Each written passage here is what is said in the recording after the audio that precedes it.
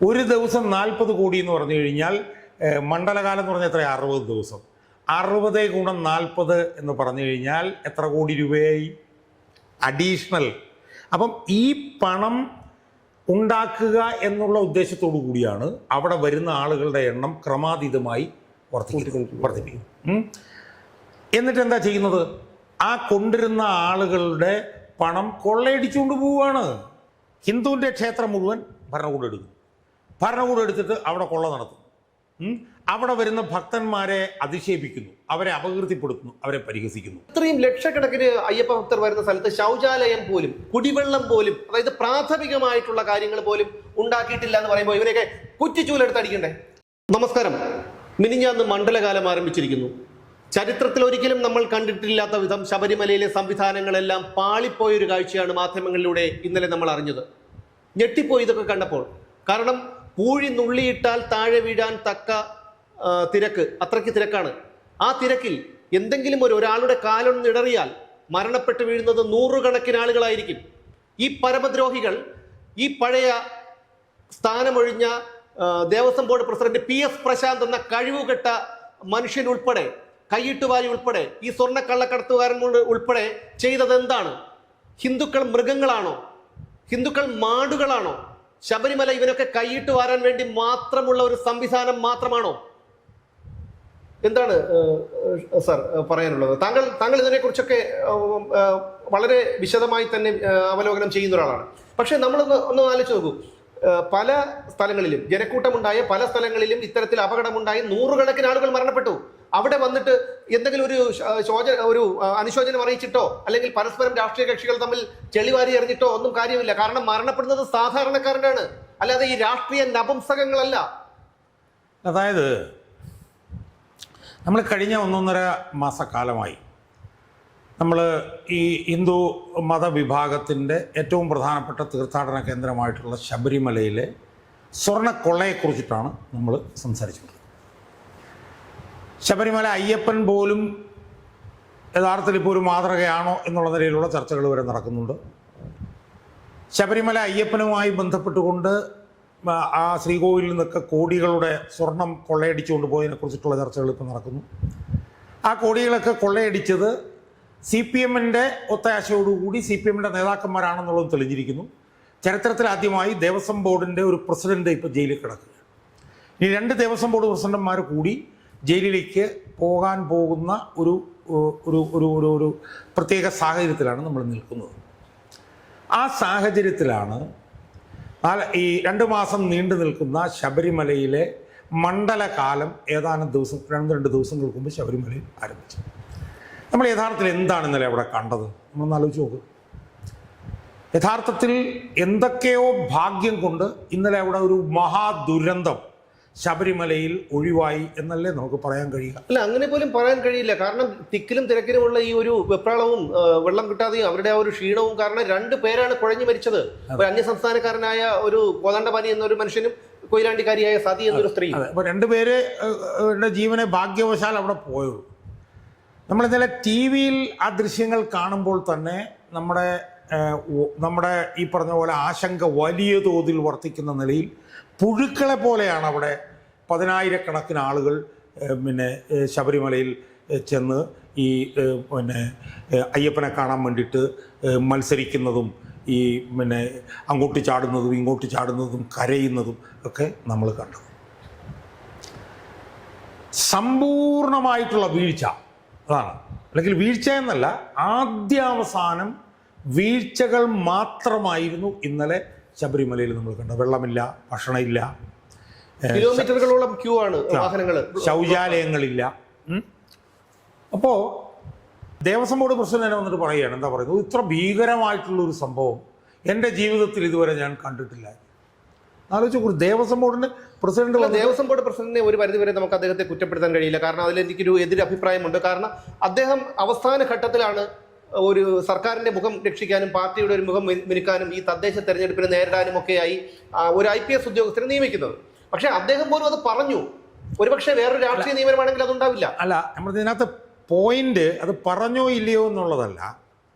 ദേവസ്വം ബോർഡിൻ്റെ ഒരു പ്രസിഡന്റിന് പോലും പച്ചയായ ഈ വീഴ്ച അംഗീകരിക്കേണ്ടി വന്നു. അതെ അതെ, അവിടെയാണ് അംഗീകരിക്കേണ്ടി വന്നു. നമ്മൾ മനസ്സിലാക്കേണ്ട ഒരു പ്രധാനപ്പെട്ട കാര്യം, എനിക്ക് തോന്നുന്നത് ഈ വീഴ്ചയുടെ മുഴുവൻ സമ്പൂർണ്ണ ഉത്തരവാദിത്വം നമ്മൾ തലയിൽ വെക്കേണ്ടത് കേരളത്തിലെ പോലീസിൻ്റെ ചുമലിലാണ് എന്നാണ് എൻ്റെ വിശ്വാസം. കാരണം എല്ലാ വർഷവും ഈ 2 മാസം ഈ മണ്ഡലകാലം ഉള്ളതാണ്. ആ 2 മാസം അവിടെ വരുന്ന ആ ജനത്തിരക്കിനെ കുറിച്ചിട്ട് ഒരു ബോധ്യം യഥാർത്ഥത്തിൽ അവിടെ വരുന്ന ജനങ്ങളെ നിയന്ത്രിക്കാനുള്ള ഉത്തരവാദിത്വവും ബാധ്യവും ചുമതലയുള്ള പോലീസിൽ നിക്ഷിപ്തമാണ്. അതുകൊണ്ട് തന്നെ അവിടെ വരാൻ പോകുന്ന ആളുകളെ നിയന്ത്രിക്കുന്നതുമായി ബന്ധപ്പെട്ടുകൊണ്ടുള്ള കൃത്യമായിട്ടുള്ള പ്ലാനും പദ്ധതിയും പോലീസിൻ്റെ കയ്യിൽ വേണ്ടേ? അല്ലാതെ 70,000 പേര് വരും എന്ന് ഞങ്ങൾ കരുതി അത് 1,00,000 ആയിപ്പോയി എന്ന് ഏതെങ്കിലും പോലീസുകാർ നമ്മുടെ തലയ്ക്കിട്ടൊരു കൊട്ടല്ലേ സത്യം പറഞ്ഞാൽ. ആദ്യമായിട്ടല്ലല്ലോ ഒരു മണ്ഡലകാലം. ഇതിനു മുമ്പും ഈ കഴിഞ്ഞ വർഷം വരെയും മണ്ഡലകാലം ഉണ്ടായിരുന്നു. അന്നും ഇത്രയും ഗതികെട്ടൊരവസ്ഥയിലായിരുന്നു. ഞാൻ പറയുന്നത് ഈ ചുമതല പോലീസിനെയാണല്ലോ ഏൽപ്പിച്ചിരിക്കുന്നത്. സ്വാഭാവികമായും ആ ക്രൗഡ് മാനേജ്മെന്റ് സംബന്ധിച്ച് വ്യത്യസ്തമായിട്ടുള്ള പദ്ധതികൾ അവരുടെ കയ്യിൽ വേണ്ടേ? 50,000 പേരാണ് വരുന്നതെങ്കിൽ അതിനുള്ള പദ്ധതി, 60,000 പേരാണെങ്കിൽ അതിനുള്ള പദ്ധതി, 70,000 പേരാണെങ്കിൽ അതിനുള്ള പദ്ധതി. ഇങ്ങനെയുള്ള പ്ലാനുകൾ ആരുടെ കയ്യിലാണ് ഉണ്ടാവേണ്ടത്? അത് കേരളത്തിലെ പോലീസിൻ്റെ കയ്യിലല്ലേ? ഇനി അവിടെ പോലീസിൻ്റെ ചുമതലയുള്ളവനാരാ? എത്രയോ വർഷമായി ശബരിമലയിലെ പോലീസ് കോർഡിനേറ്ററിൻ്റെ ചുമതല വഹിക്കുന്ന ആളാണ് ഈ ADGP എന്ന് പറഞ്ഞിട്ടുള്ള ശ്രീജിത്ത്. അയാൾക്ക് ഇത് മനസ്സിലാവണ്ടേ? അല്ല, പുള്ളി ഒരുപാട് വർഷങ്ങളായിട്ട് അവിടെ ഈ ഒരു ഡ്യൂട്ടിയിലുള്ള ആളാണ്. അദ്ദേഹത്തിന് അത് മുൻകൂട്ടി കാണാനുള്ള ഒരു ദീർഘവീക്ഷണം വേണ്ടതല്ലേ? ഉണ്ടാവേണ്ടതല്ലേ? പക്ഷേ അയാൾ എന്തിലായിരുന്നു അയാൾക്ക് താല്പര്യം? അയാൾ സ്വർണ്ണക്കൊള്ള നടത്തുന്നവനെ ഒത്താശ ചെയ്യാൻ വേണ്ടിയിട്ടായിരുന്നു അയാളുടെ താല്പര്യം. സ്വർണ്ണക്കൊള്ള നടത്തിയ ഏറ്റവും പ്രധാനപ്പെട്ട പ്രതി അയാളെ പോലീസ് ആസ്ഥാനത്ത് വന്നിട്ട് പൊന്നാട അണിയിക്കുകയാണ്. അപ്പം അയാളുടെ താല്പര്യം അവിടെ ക്രൗഡിനെ മാനേജ് ചെയ്യുക എന്നുള്ളതല്ല. ഇന്നിപ്പോൾ ഹൈക്കോടതി അതിരൂക്ഷ വിമർശനം വന്നിരിക്കുകയാണ്. ഹൈക്കോടതി ചോദിക്കുകയാണ്, ഇങ്ങനെ വരുന്നവനെ മുഴുവൻ തള്ളിക്കയറ്റി അവിടെ കൊണ്ടുപോകുക എന്നുള്ളതാണോ നിങ്ങളുടെ ഉദ്ദേശം? എന്നിട്ട് ഹൈക്കോടതി പറയുകയാണ്, ഇത് സെക്ടർ വൈസ് പമ്പ, നീലയ്ക്കൽ, ഓരോ സെക്ടറിലും എത്ര പേരെ ഉൾക്കൊള്ളാൻ കഴിയും, അതിൽ ഇത്ര പേർ കൂടിയാൽ അതെന്ത് ചെയ്യാൻ കഴിയും, അതിനുള്ള പദ്ധതി എവിടെയായിരുന്നു എന്ന് ചോദിക്കുകയാണ്. ഇപ്പം നമ്മളിപ്പോൾ ഏറ്റവും അവസാനമായിട്ട് പുതുതായിട്ട് ഞാൻ ഞെട്ടിപ്പോയി. ഞാൻ കേട്ടത് ഈ ക്രൗഡിനെ നിയന്ത്രിക്കാൻ ചുമതലയുള്ള ഈ പോലീസ് കോർഡിനേറ്റർ അവിടെ ക്രൗഡ് തുടങ്ങുന്നതിന് മുമ്പ് രാവിലെയും വൈകിട്ടും അവിടെ ഇരുന്ന് അവിടെ സോപാനത്തിനടുത്തുള്ള ഏതൊരു കിഴക്കുവശത്തുള്ള ഒരു മണ്ഡപത്തിലിരുന്ന് നാമജപം നടത്തുകയാണ് എന്നാണ് പറയുന്നത്. നിങ്ങൾ ആലോചിച്ച് നോക്ക്. അയാളുടെ കയ്യിലാണ് ഈ ചുമതല മുഴുവനുള്ളത്. അയാൾ അവിടെ വരുന്ന ആളുകളെ നിയന്ത്രിക്കാനുള്ള പദ്ധതി നടപ്പിലാക്കുന്നതിന് പകരം അയാൾ അവിടെ വന്നിരുന്ന് രാവിലെയും പകലും നാമജപം. ഇത് ഹൈക്കോടതിയുടെ നിബന്ധനകൾക്കെതിരല്ലേ? ഇയാൾ അവിടുത്തെ കോർഡിനേറ്റർ ആയതുകൊണ്ടല്ലേ ഇയാൾക്കത് കഴിയുന്നത്? അയാളുടെ കീഴിലുള്ള ഏതെങ്കിലും ഉദ്യോഗസ്ഥന്മാർക്ക് ഇതുപോലെ അവിടെ വന്നിരുന്ന് നാമജപം നടത്താൻ അവിടെ കഴിയുമായിരുന്നു. അപ്പോൾ ആ നിലയിലുള്ള തീർത്തും ഉത്തരവാദിത്തരാഹിത്യം.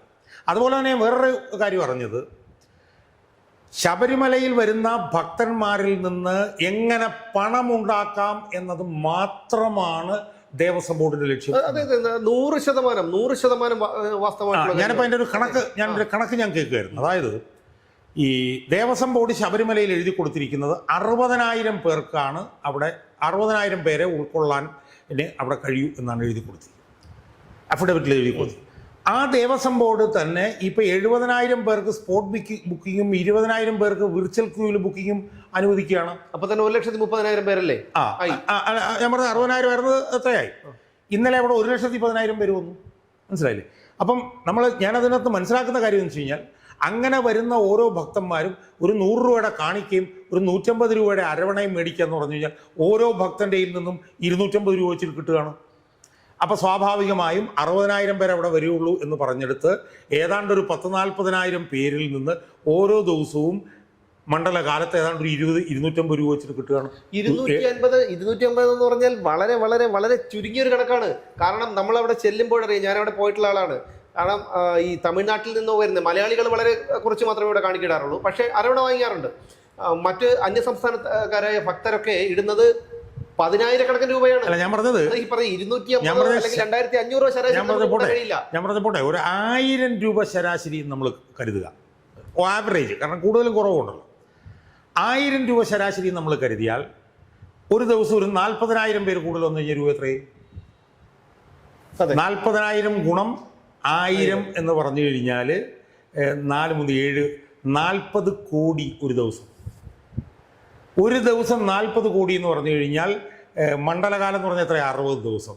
60 ഗുണം 40 എന്ന് പറഞ്ഞു കഴിഞ്ഞാൽ എത്ര കോടി രൂപയായി അഡീഷണൽ? അപ്പം ഈ പണം ഉണ്ടാക്കുക എന്നുള്ള ഉദ്ദേശത്തോടു കൂടിയാണ് അവിടെ വരുന്ന ആളുകളുടെ എണ്ണം ക്രമാതീതമായി വർദ്ധിപ്പിക്കും. എന്നിട്ട് എന്താ ചെയ്യുന്നത്? ആ കൊണ്ടുവരുന്ന ആളുകളുടെ പണം കൊള്ളയടിച്ചുകൊണ്ട് പോവുകയാണ്. മനസ്സിലായി? അപ്പം യഥാർത്ഥത്തിൽ എന്താണ് ചെയ്യേണ്ടത്? ഈ പണം നിങ്ങൾ മേടിക്കുന്നെങ്കിൽ മേടിക്കൂ. ആ മേടിച്ചിട്ട് ആ പണം ഉപയോഗിച്ചുകൊണ്ട് ആ പണം അവിടത്തേക്ക് വേണ്ടി ചെലവഴിക്കുകയും അതിന്റെ ക്രൗഡ് മാനേജ്മെന്റ് എങ്ങനെ ചെയ്യണം അതിനുവേണ്ടി നിങ്ങൾ പണം ചെലവഴിക്കും. അല്ല, ഇവരിവിടെ ആഗോള അയ്യപ്പ സംഗമമൊക്കെ നടത്തിയല്ലോ. അപ്പൊ അവിടെ ഒന്നും ഒരു പാളിച്ച അവർ വലുതായിട്ട് ഉണ്ടാക്കിയില്ലല്ലോ. ഉണ്ടാക്കിയെന്ന് പറഞ്ഞു കഴിഞ്ഞാൽ അവിടെ അതൊരു തട്ടിക്കൂട്ടായിരുന്നെങ്കിൽ പോലും അവിടെ ലക്ഷങ്ങൾ ചിലവായി. ഒന്നാലോചിച്ച് ഇത്രയും ലക്ഷക്കണക്കിന് അയ്യപ്പ ഭക്തർ വരുന്ന സ്ഥലത്ത് ശൗചാലയം പോലും കുടിവെള്ളം പോലും അതായത് പ്രാഥമികമായിട്ടുള്ള കാര്യങ്ങൾ പോലും ഉണ്ടാക്കിയിട്ടില്ല എന്ന് പറയുമ്പോൾ ഇവരെയൊക്കെ കുറ്റിച്ചൂലെടുത്ത് അടിക്കണ്ടേ? കുറ്റിച്ചൂലെടുത്തവനെയൊക്കെ അടിക്കണ്ടേ? ഏറ്റവും പ്രധാനപ്പെട്ട കാര്യം ഇതാണ്. ഇപ്പോൾ ഒരാൾ ഇപ്പം ചാനലിൽ നിന്ന് ചോദിക്കുന്നത് കേട്ടു. ഇപ്പോൾ പോലീസാണല്ലോ ഇത് മുഴുവൻ അവിടെ നിയന്ത്രിക്കുന്നത്. പോലീസിന് ഈ നിയന്ത്രണത്തിന്റെ ഭാഗമായിട്ട് കോടിക്കണക്കിന് രൂപ ദേവസ്വം ബോർഡ് കൊടുക്കുന്നുണ്ട്. ഈ ഫണ്ട് മുടങ്ങിയിട്ടുണ്ട് ഈ വർഷം. ഫണ്ട് മുടങ്ങിയിട്ടുണ്ട്. അടിക്കാൻ പോലും മോട്ടോർ വാഹന വകുപ്പിന് പണമില്ല. അല്ല, ഞാൻ പറഞ്ഞ എൻ്റെ പോയിന്റ് അതല്ല. എൻ്റെ പോയിന്റ് അവിടുത്തെ മൊത്തം സുരക്ഷാ ചുമതല പോലീസിനാണ് എന്ന് പറയുമ്പോൾ അത് സൗജന്യമല്ല. അത് ദേവസ്വം ബോർഡ് കോടികൾ പോലീസിന് കൊടുക്കുകയാണ്. ആ കൊടുക്കുന്ന പണം എന്ന് പറഞ്ഞാൽ ഭക്തന്മാരുടെയാണ്. ആ ഭക്തന്മാരുടെ പണം മേടിച്ചിട്ടാണ് ഈ പോലീസിന് കൊടുക്കുന്നത്. പോലീസ് എന്നിട്ട് ഈ ADGP ശ്രീജിത്ത് എന്ന് പറഞ്ഞവൻ ചാനലിൽ പോയിരുന്നു. അവന് ചാനലിൽ പോയിരിക്കാനാണ് അവൻ സമയം. അവനവിടെ ഇരുന്ന് പറയുന്നത് എന്താണ്? പിന്നെ ഭക്തന്മാരുടെ കുഴപ്പം കൊണ്ടാണ്, ഭക്തന്മാർ വേലിയാടി കിടന്നതുകൊണ്ടാണ്, ഭക്തന്മാർ അപ്പം ഭക്തന്മാർക്കാണ് കുഴപ്പം. അതെ, കുറ്റം ഭക്തന്മാർക്കാണ്. കാരണം ഭക്തന്മാരാണല്ലോ ഇവിടുന്ന് വ്രതവും നോറ്റ് മാലയും ഇട്ട് ഇത്രയും വണ്ടിയിലും നടന്നും ഒക്കെ ആയിട്ട് ഇരുമുടി കെട്ടും ഇതേപോലെ കയറി ഇറങ്ങി ചെന്ന് അവിടെ ചെന്ന് ക്യൂ നിന്ന് അവരുടെ കയ്യിലുള്ള കാണിക്കുന്നത് ഭക്തന്മാരാണല്ലോ. അപ്പൊ തെറ്റുകാർ ഭക്തന്മാർ തന്നെയാണ്. അപ്പൊ എന്നിട്ട് ഇയാൾ എന്താ ചെയ്യുന്നത്? നൂറുകണക്കിന് ഭക്തന്മാരെ ഇത് കാണാൻ പറ്റാതെ ഇരുമുടിക്കെറ്റും താഴെ വെച്ച് മാല ഊരി തിരിച്ചു പോവുകയാണ്. ഇയാൾ എന്താ ചെയ്യുന്നറിയോ? ഇയാൾ ഈ മാധ്യമ മേഖലയിലെ അവന്മാരെ സ്വാധീനിച്ചിട്ട് ചാനലിൽ പോയി കയറിയിരുന്നിട്ട് പോയവരെ ഞാൻ ഫോൺ വിളിച്ചു, അവരെ തിരിച്ചു വിളിച്ചിട്ടുണ്ട്, അവർ വന്നിട്ട് അവർക്കെല്ലാവർക്കും അതിനുള്ള അസംബന്ധമാണ്. കാരണം നൂറുകണക്കിന് ആളുകൾ. അപ്പം ഞാൻ പറഞ്ഞു വരുന്നത്, ഇത് ഈ ചാനലിലിരിക്കുന്ന ചില റിപ്പോർട്ടർമാരുണ്ട്.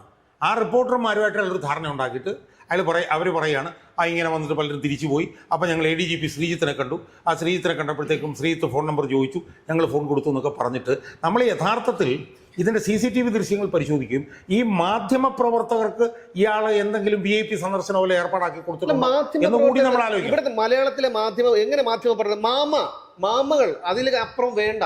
കാരണം അവരുടെ ഓരോ നിലപാടുകളും ഒരു വിഷയത്തിൽ അവരെടുക്കുന്ന നിലപാടുകൾ, ഉദാഹരണത്തിന് ശബരിമല സ്വർണ്ണക്കൊള്ളക്കേസ്. ഈ സ്വർണ്ണക്കൊള്ളക്കേസിൽ തന്നെ മുരാരി ബാബുദോ അവിടെ കക്കൂസിലോട്ട് കൊണ്ടുപോയി, കോടതിയിലോട്ട് കൊണ്ടുപോയി, അവിടെ അടുത്ത് മറ്റേ എന്താണ് വാസുവിനെ കൊണ്ടുപോയി, വാസുവിനെ വൈദ്യപരിശോധനയ്ക്ക് ഹാജരാക്കി, വാസു ബാനിയനൂരി. ഇതൊക്കെയാണ് ഈ തെണ്ടികൾ കാണിക്കുന്നത്. അല്ല, ഇത് പറയുന്നതിൽ ക്ഷമിക്കണം കേട്ടോ. കാരണം ഈ രോഷം കൊണ്ട് മനഃപൂർവ്വം അല്ല. അപ്പം ഇതുപോലത്തെ പണിയാണ്. ഇപ്പം ഈ സ്വർണ്ണക്കൊള്ള വിഷയത്തിൽ തന്നെ നമ്മൾ ആലോചിക്കും.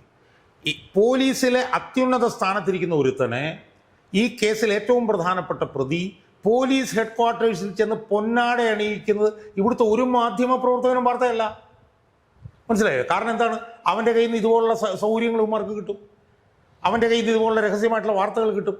അപ്പോൾ ഇതിനകത്ത് നമ്മൾ കാണേണ്ടത് ഏറ്റവും പ്രധാനപ്പെട്ട വീഴ്ച എന്ന് പറയുന്നത് പോലീസിൻ്റെതാണ്. ഇപ്പം ഈ എത്ര നാളായിട്ട് ഈ മണ്ഡലകാലം അവിടെ നടക്കുന്നു. സ്വാഭാവികമായും ആ മണ്ഡലകാലത്ത് ഒരു തരത്തിലുള്ള അസ്വസ്ഥതകളും ഉണ്ടാക്കാതെ ഇത് പ്ലാൻ ചെയ്യാനുള്ള സംവിധാനവും പണവും എല്ലാം ഭരണകൂടത്തിൻ്റെ ഇരിക്കുകയല്ലേ? അല്ല, ഭരണകൂടത്തിന്റെ കയ്യിൽ നിന്ന് മറ്റുള്ള പണം വേണ്ടല്ലോ. ദേവസ്വത്തിൽ വരുന്ന പണം മാത്രം മതി, അതൊരു വിഹിതം മതി. അത് മാത്രം അതാണ് ഞാൻ പറയുന്നത്. അതായത് 300-400 കോടി രൂപയെങ്കിലും ഒരു വർഷം അവിടെ വരുമാനം ഉണ്ടെന്നാണ് മനസ്സിലാക്കുന്നത്. അതിനകത്തൊരു 50-100 കോടി രൂപ നിങ്ങൾ ഉപയോഗിച്ചുകൊണ്ട് നിങ്ങൾ ഈ ക്രൗഡിനെ മാനേജ് ചെയ്യാനുള്ളൊരു പദ്ധതി നിങ്ങൾ തയ്യാറാക്കണ്ടേ? അത് തയ്യാറാക്കാൻ പറ്റാത്തതിൻ്റെ കാരണം എന്താണ്? കൊള്ളയടിക്കാൻ വേണ്ടിയിട്ടാണ് പരിപാടികൾ. ഇപ്പോൾ തന്നെ ഞാൻ മനസ്സിലാക്കുന്നതെന്ന് വെച്ച് കഴിഞ്ഞാൽ പുതിയ ദേവസ്വം ബോർഡ് പ്രസിഡന്റ് വരുന്നത് മണ്ഡലകാലത്തിന് 2 ദിവസം മുമ്പ്, തന്ത്രി വന്നത് മണ്ഡലകാലം തുടങ്ങുന്നതിൻ്റെ തലേ ദിവസമാണെന്നാണ് ഞാൻ മനസ്സിലായത്. അവിടെ വരുന്ന ഭക്തന്മാരെ കന്നുകാലികൾ പോലെ കൈകാര്യം ചെയ്യുമ്പോൾ ഈ സ്വർണ്ണക്കൊള്ള നടത്തിയ ഉണ്ണികൃഷ്ണൻ പോറ്റിക്ക് അവിടെ ഉണ്ടായിരുന്ന അവകാശങ്ങൾ എന്തായിരുന്നു, സ്ഥാനം എന്തായിരുന്നു? അതായത് ഇന്നലെ ഭക്തന്മാരെ എത്ര കന്നുകാലികളെ പോലാണ് കാണുന്നത് എന്നുള്ളത് നമ്മൾ കണ്ടതാണ്. ആ ഭക്തന്മാരാണ് ഈ ദേവസ്വം ബോർഡിനെയും നിലനിർത്തുന്നത് എന്നുള്ളത് നമ്മൾ കാണണം. ഉണ്ണികൃഷ്ണൻ പോറ്റിക്ക് കൊടുത്തിട്ടുള്ള സ്വാതന്ത്ര്യം എന്തായിരുന്നു? അവിടെ മണ്ഡലകാലത്ത് അയാൾ അവിടെ ചെല്ലുമ്പോൾ നട തുറന്നിരിക്കുന്ന സമയത്ത് കീഴ്ശാന്തിമാർ ആ സ്വർണത്തിൽ പൊതിഞ്ഞ ആ വാതിൽ ഊരി ഇയാൾക്ക് അളവെടുക്കാൻ കൊടുക്കുകയാണ്. എത്ര ഭീകരമായിട്ടുള്ള സെൻസ് ചെയ്യാന്നാലും ചോക്ക്. അയാൾ ദേവസ്വം ബോർഡ് പ്രസിഡന്റ് മുറിക്കകത്ത് പോയി അയാൾ താമസിക്കുകയാണ്, അയാളുടെ ബന്ധുക്കൾ താമസിക്കുകയാണ്, അയാളുടെ അതിഥികൾ താമസിക്കുകയാണ്. ദ്വാരപാലക ശില്പം അയാൾക്ക് എടുത്തിട്ട് അളവെടുക്കാൻ വേണ്ടിയിട്ട് കൊടുക്കുകയാണ്. അയാളത് ഇഷ്ടമുള്ള സ്ഥലത്തേക്ക് കൊണ്ടുപോവുകയാണ്. അയാളുടെ സഹോദരിയുടെ വീട്ടിൽ കൊണ്ട് അയാളത് ഒളിച്ചു വെക്കുകയാണ്. അപ്പം ഇതെല്ലാം അവിടെ കൊള്ള നടത്താൻ വരുന്ന ഉണ്ണികൃഷ്ണൻ പോറ്റിക്ക് കൊടുക്കുന്ന ദേവസ്വം ബോർഡാണ് ലക്ഷക്കണക്കിന് ഭക്തന്മാരവർ വരുമ്പോഴത്തേക്ക് അവരെ വെറും മാടുകളെ പോലെ കൈകാര്യം ചെയ്യുന്നത്. ഇത് ഒരു കാര്യം ഞാൻ പറഞ്ഞേക്കാം, ഇത് കേരളത്തിലെ ഹിന്ദു മതവിഭാഗത്തിനിടയിൽ ഉണ്ടാക്കിയിട്ടുള്ള രോഷം, പ്രതിഷേധം, അതിൻ്റെ ആഴം, അതിൻ്റെ വ്യാപ്തി, അത് തെരഞ്ഞെടുപ്പിൽ ആണ് കാണാൻ പോകുന്നത് എന്നുള്ള കാര്യത്തിൽ യാതൊരു തർക്കവുമില്ല. നൂറുകണക്കിന് ഭക്തന്മാരാണ് അവിടുന്ന്. ഞാൻ കണ്ട ചർച്ചയിലൊക്കെ പറയുന്നത് കേട്ടത് എനിക്ക് സത്യമായ ഒരു തിരിച്ചടി വരുന്നത്. അതായത് ഒരാളിന്ന് ചർച്ച ചെയ്തിട്ട് അയാൾ പറയുകയാണ് ഈ ഗുരുവായൂരപ്പനെ കാണാൻ അവിടെ അമ്പലത്തിൽ ഭക്തന്മാർ ഗുരുവായൂരപ്പനായിട്ടല്ല പോകുന്നത്, കാടാമ്പുഴ ദേവിയെ കാണാൻ കാടാമ്പുഴ അമ്മയായിട്ടല്ല പോകുന്നത്, പക്ഷെ ശബരിമലയിൽ പോകുന്നത് അയ്യപ്പനായിട്ടാണ്. അല്ല, ഇത് ആരാണ് പറഞ്ഞത്? ആരാണ്? ഏതോ ചാനലിൽ എനിക്കൊന്ന് ഏതോ ശങ്കുറ്റി ദാസ് കൊണ്ട് പറഞ്ഞ ഒരാള്. എനിക്കത് വലിയൊരു തിരിച്ചറിവായിട്ട് തോന്നി. ബിജെപിയുടെ പ്രതിയായിരിക്കും തീർച്ചയായിട്ടും. അത് ശരിക്കും അവിടെ മാത്രമേ ഉള്ളൂ എന്ന് മാത്രമല്ല, എത്രയോ 10-40 ദിവസത്തെ അല്ലേ, 10 ദിവസത്തെ അങ്ങനെ 40 ദിവസം വ്രതം പിടിക്കുന്നവരുണ്ട്. അതുപോലെ ഈ മാളികപ്പുറം, അതായത് ആദ്യം പെൺകുട്ടികളാണെങ്കിൽ മാളികപ്പുറം, അയ്യപ്പന്മാരാണെങ്കിൽ. അപ്പം ശബരിമല എന്ന് പറഞ്ഞ ആ ക്ഷേത്രത്തിൽ മാത്രമാണ് അവിടുത്തെ ഒരു ദൈവം, ഒരു ഭഗവാനായി. എനിക്കത് ഈ പറഞ്ഞ ഞാൻ ഒരു ജൈവവിശ്വാസിയല്ല, പക്ഷെ എനിക്കതൊക്കെ ഒരു വലിയ തിരിച്ചറിവായി. ഒന്ന്. രണ്ട്, വേറൊരാള് ഒരു മുൻ സിനിമാ സംവിധായകനുണ്ട്, അയാളിരുന്ന് പറഞ്ഞ് എനിക്ക് വേറൊരു തിരിച്ചറിവായിരുന്നു. അതെന്താണെന്ന് ചോദിച്ചാല് അയാൾ പറയുന്നത് ഈ അയ്യപ്പ വിഗ്രഹത്തിന് ഒരു ജീവനുള്ള ഒരു സംഭവമാണെന്നുള്ള നിലയിലാണ് അതിനെ കാണുന്നത്. അതിനെ കുളിപ്പിക്കുന്നു, അതിന് അഭിഷേകം നടത്തുന്നു, പാട്ടുപാടി ഉറക്കുന്നു.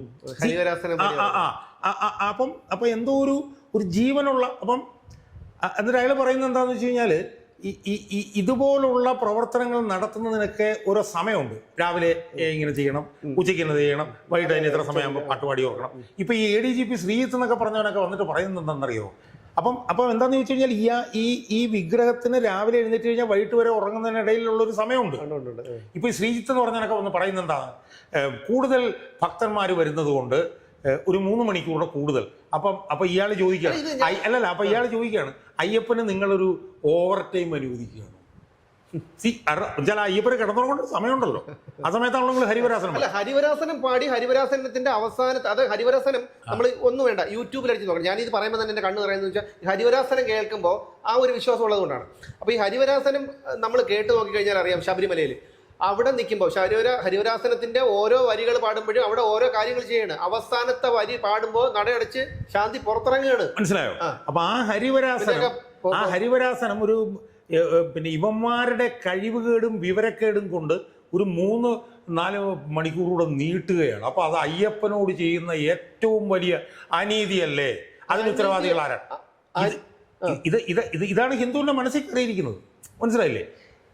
ഇതൊക്കെ ചെയ്യുമ്പോൾ അവന്റെ മനസ്സിൽ വരുന്ന എന്താണ്? അവന്റെ ക്ഷേത്രങ്ങൾ മുഴുവൻ ഭരണകൂടം എടുക്കുന്നു, എന്നിട്ട് അവിടെ കൊള്ള നടത്തുന്നു. അത് തന്നെയാണല്ലോ ചെയ്തുകൊണ്ടിരിക്കുന്നത്. എന്നിട്ട് ഈ പ്രശാന്തിനെയും പോലെയുള്ള വെള്ളാനകളെ ഞാനൊരു പോയിന്റിലേക്ക് ഞാൻ വരുന്നത്, ഹിന്ദുവിന്റെ ക്ഷേത്രം മുഴുവൻ ഭരണകൂടം എടുക്കുന്നു, ഭരണകൂടം എടുത്തിട്ട് അവിടെ കൊള്ള നടത്തുന്നു, അവിടെ വരുന്ന ഭക്തന്മാരെ അധിക്ഷേപിക്കുന്നു, അവരെ അപകീർത്തിപ്പെടുത്തുന്നു, അവരെ പരിഹസിക്കുന്നു. എന്നാൽ മറ്റ് മതങ്ങളുടെ മുഴുവൻ ആരാധനാലയങ്ങൾ മുഴുവൻ അവരവരുടെ കയ്യിലാണ്. ആണ്. അപ്പൊ ഇതൊക്കെ അത് ഞാനൊന്ന് പറഞ്ഞോട്ടെ. അതായത് നമ്മളിപ്പോ താങ്കൾ ഇത്രയും ഇത് പറഞ്ഞതുകൊണ്ട് ഞാനത് ഓർമ്മിപ്പിക്കണം. 2019 യുവതീ പ്രവേശനത്തിന് മുമ്പായിട്ട് 20 കിലോമീറ്റർ ഉണ്ട് നിലയ്ക്കൽ നിന്ന് പമ്പയിലേക്ക്. 20 കിലോമീറ്റർ അംഗവൈകല്യമുള്ള ആൾക്കാരെ അവര് അവിടെ വാഹനത്തിൽ നിന്ന് ഇറക്കി നടത്തിച്ചു.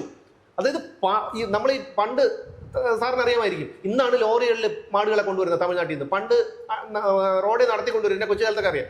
അതുപോലെ അടിച്ച് നടത്തിക്കൊണ്ടുവന്നു 20 കിലോമീറ്ററോളം. കൊച്ചുകുട്ടികൾ, സ്ത്രീകള്, വയസ്സായവര്, ഈ അംഗവൈകല്യമുള്ളവര് അങ്ങനെ കൊണ്ടുവന്നു. കൊണ്ടുവന്നു എത്ര പേരെ ക്രൂരമായി മർദ്ദിച്ചു.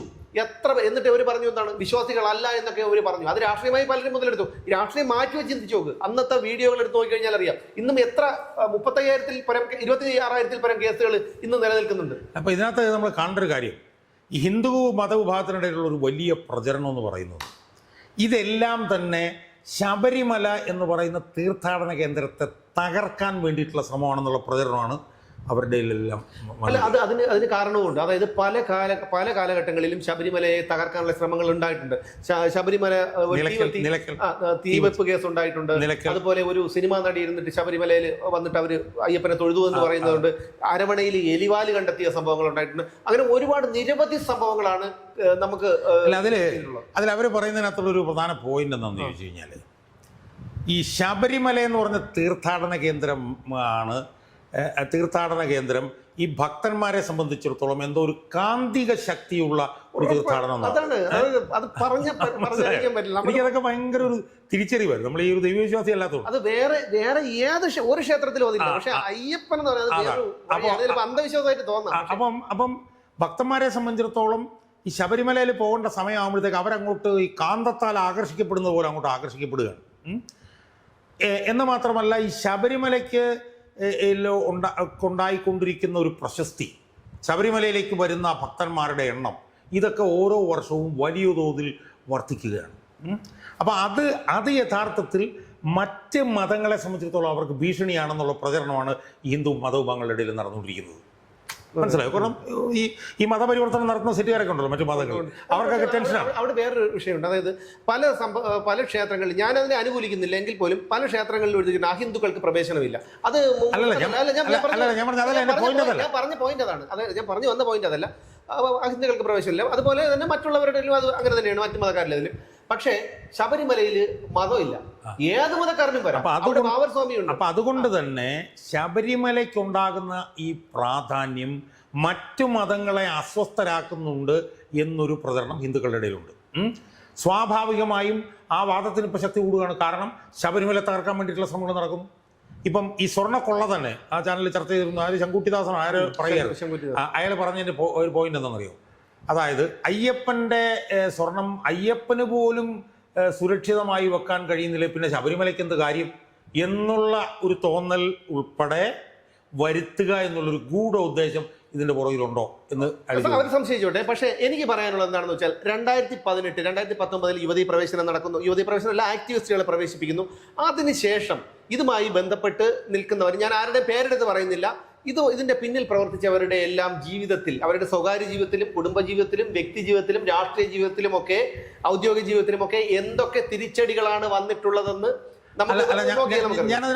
ഞാൻ പറഞ്ഞ പോയിന്റ് എന്താണെന്ന് ചോദിച്ചു കഴിഞ്ഞാൽ, ഇതെല്ലാം തന്നെ ഈ സ്വർണ്ണക്കൊള്ളയായിക്കോട്ടെ, ഇന്നലെ ഉണ്ടായിട്ടുള്ള അതിഭീകരമായിട്ടുള്ള വീഴ്ചയായിക്കോട്ടെ, ഇതൊക്കെ തന്നെ ശബരിമലയെ തകർക്കാൻ വേണ്ടിയിട്ടുള്ള നിരീശ്വരവാദികളായിട്ടുള്ള ഭരണകൂടത്തിൻ്റെ ഒരു ഗ്രാൻഡ് ഡിസൈൻ, ഒരു ഗ്രാൻഡ് പ്ലാൻ ആണെന്നുള്ള ഒരു തോന്നൽ കേരളത്തിലെ പ്രബല വിഭാഗമായിട്ടുള്ള ഹിന്ദുക്കളുടെ ഇടയിൽ ഓരോ ദിവസവും രൂഢമൂലമായിക്കൊണ്ടിരിക്കുകയാണ്, ശക്തമായിക്കൊണ്ടിരിക്കുകയാണ്, ആഴത്തിലേക്ക് പോയിക്കൊണ്ടിരിക്കുകയാണ്. തീർച്ചയായിട്ടും താങ്കൾ ഇത് ഇവിടുത്തെ ഭരണകൂടത്തിന് ഉണ്ടാക്കാൻ പോകുന്ന ഒരു പരിക്ക് എന്ന് പറയുന്നത് അവർ വിചാരിച്ചിരിക്കുന്നതിനേക്കാൾ അപ്പുറത്തായിരിക്കും.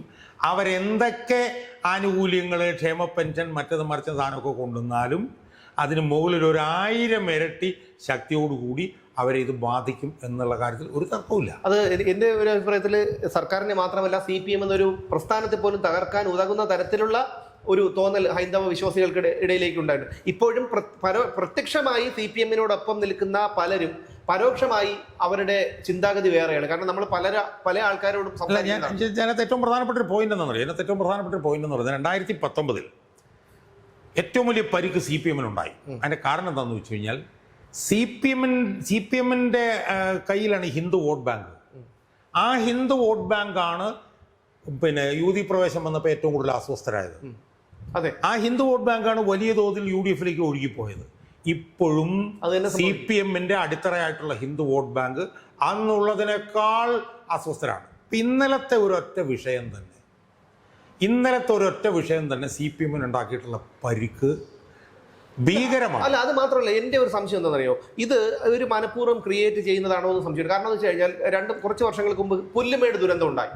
പുല്ലുമേട് ദുരന്തം ഉണ്ടാക്കിയത് ഒരു ഓട്ടോറിക്ഷയാണല്ലോ. അതിനുശേഷം അവിടെ ഓട്ടോറിക്ഷയിൽ അയ്യപ്പന്മാർ പോകുന്നത് നിരോധിച്ചു. കാരണം ഇത്രയും തിരക്കിനിടയിൽ ഓട്ടോറിക്ഷയിൽ ഒരു 3 പേർ, ഈ പലരും പോകുന്ന അവരുടെ ഒരു ഉല്ലാസ രീതിയിലും അവരുടേതായ ഒരു രീതിയിലും ചിലർ അവരുടെ ഒരു സന്തോഷം അല്ലെങ്കിൽ അവരുടെ ഇഷ്ടം അതായിരിക്കാം. പക്ഷേ നമുക്കിപ്പോൾ അത്തരം സാഹചര്യങ്ങളിൽ, കാരണം ഇത്രയും ക്രൗഡ് വരുന്ന ഒരു ഇതാണ്, വാഹനങ്ങൾ വരുന്ന ഒരു സ്ഥലത്ത് ഓട്ടോറിക്ഷ പോലെയുള്ള ഒരു വാഹനം വീണ്ടും ജനത്തിലേക്ക് കൂടുന്നതുകൊണ്ടായിരിക്കാം ഓട്ടോറിക്ഷ നിരോധിച്ചു, അതിൽ യാത്ര പാടില്ല. പക്ഷേ ഇപ്പോഴും യഥേഷ്ടം പോകുന്നുണ്ട്. കാരണം എങ്ങനെയെങ്കിലും അവിടെ ഒരു അപകടമുണ്ടാക്കി ഈ ശ്രദ്ധയൊക്കെ തിരിച്ചുവിട്ട്, എനിക്ക് തോന്നുന്നു അങ്ങനെയാണ് തോന്നുന്നത്. കാരണം അതിന്റെ ഭീകരത മനസ്സിലാകണമെങ്കിൽ ഇന്നലത്തെ മാധ്യമങ്ങളിൽ വന്ന ദൃശ്യം, ഇന്ന് പത്രങ്ങളിൽ വന്ന ചിത്രങ്ങൾ ഇത് കാണണം. കാരണം കുട്ടികളൊക്കെ നിൽക്കുന്ന ഒരാളിന്റെ കാലൊന്ന് ഇടറി വീണാൽ ഇതെല്ലാം ചീട്ടുകൊട്ടാരം പോലെ വീഴുകയാണ്. എത്ര മരണങ്ങൾ അവിടെ സംഭവിക്കും.